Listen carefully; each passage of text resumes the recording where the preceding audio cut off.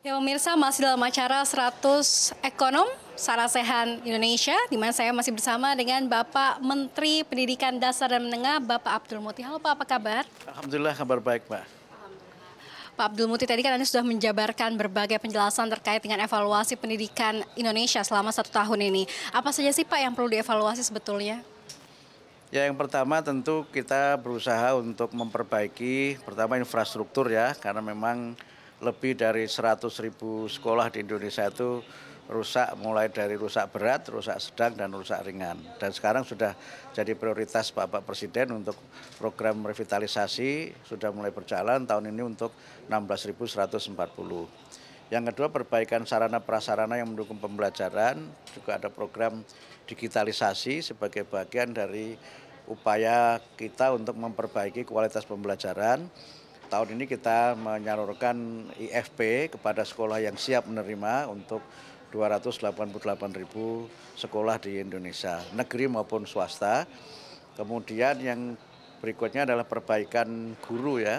Yang guru itu kan ada 3 yang kami lakukan. Pertama adalah pemenuhan kualifikasi.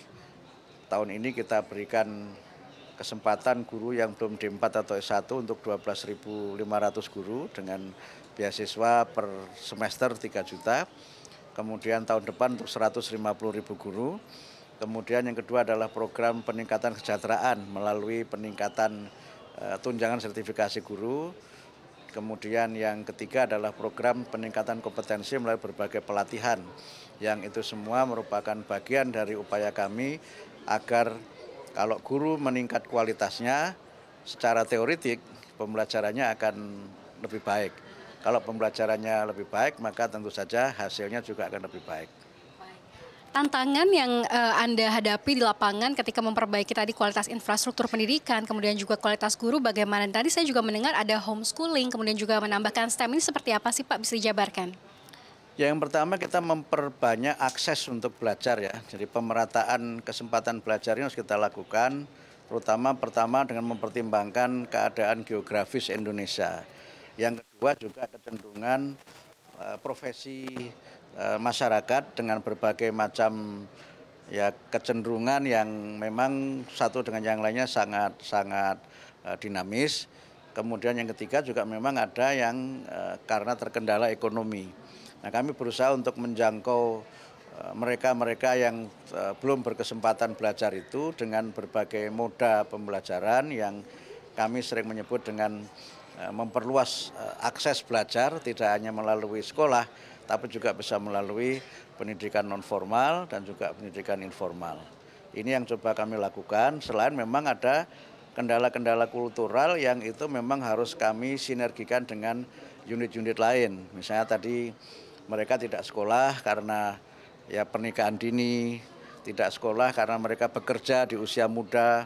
Karena apa? Ya kalau sudah dapat duit untuk apa sekolah misalnya kan, ini kan terjadi juga misalnya di daerah-daerah tertentu yang di situ ada tambang atau berbagai industri lain yang kadang-kadang ini menjadi faktor yang menghambat mereka untuk sekolah karena mereka sudah merasa cukup dengan SMP, toh juga sudah bisa bekerja.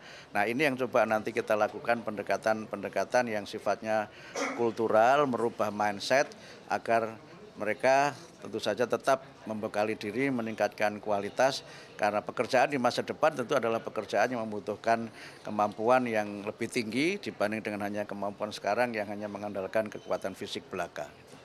Seluruh evaluasi tadi, mulai dari evaluasi tadi kita melihat ada kultural begitu ya, Anda jelaskan, kemudian juga sampai ke tingkat infrastruktur dan lain sebagainya. Ini akan di daerah mana dulu Pak yang paling urgent? Kita mulai dari yang bisa dilakukan, karena misalnya banyak yang menyampaikan teman-teman DPR Komisi 10 misalnya, ada prioritas daerah 3T. Tapi ternyata problem anak putus sekolah tidak selalu harus di daerah 3T. Di Jakarta pun ada. Dengan keadaan-keadaan yang saya sampaikan tadi itu, istilahnya kelompok-kelompok marginal. Mereka ini bisa marginal karena keadaan fisiknya, karena keadaan ekonominya. Karena itu kita mulai dari mana yang paling mungkin bisa kita lakukan, sambil nanti kita mengajak masyarakat berperan serta. Karena itu pendekatan yang kami pilih untuk melaksanakan program ini adalah partisipasi semesta, di mana tidak selalu program itu top down, semua mengandalkan dana APBN atau APBD, tapi juga bisa dukungan masyarakat, baik itu perusahaan, bahkan mungkin masyarakat biasa juga banyak berpartisipasi untuk bagaimana agar masyarakat, khususnya kelompok-kelompok usia sekolah itu dapat memperoleh kesempatan pendidikan. Kesempatan yang sama, untuk anggaran sendiri dari APBN ini berapa sih Pak untuk program ini, dan mungkin apakah sudah ada tadi dana yang dikumpulkan dari masyarakat maupun swasta? Rinciannya kami belum bisa menyampaikan, tapi tahun ini alokasi sudah disetujui oleh DPR adalah 55 triliun. Tapi kemarin kami dapat tambahan 400 miliar sehingga 55 triliun 400. Kemudian kami dapat tambahan lagi 1,2 triliun sehingga sekitar 56,6. Mudah-mudahan itu bisa memenuhi berbagai program, walaupun memang ini lebih sedikit daripada tahun lalu. Tapi tidak berarti kami putus asa, kami berusaha untuk dana yang tersedia kita kelola dengan semaksimal mungkin. Kita usahakan untuk tidak ada kebocoran, kita usahakan suara Pak Presiden semua ditunaikan dengan transparan sehingga bermanfaat untuk mencerdaskan kehidupan bangsa. Mungkin terakhir dari kami Pak, bagaimana harapan Bapak untuk di sektor pendidikan pada tahun 2026? Ya, kami tentu berharap agar yang sudah kami lakukan sekarang ini dapat terus kami tingkatkan. Yang ada kekurangan kita perbaiki sehingga secara bertahap pendidikan kita akan semakin baik lagi. Terima kasih banyak Pak Abdul Muti atas waktunya, sehat dan sukses untuk Anda. Terima kasih Prof. Terima kasih. Ya pemirsa, itulah tadi wawancara kami dengan Menteri Pendidikan Dasar dan Menengah, Prof. Abdul Muti.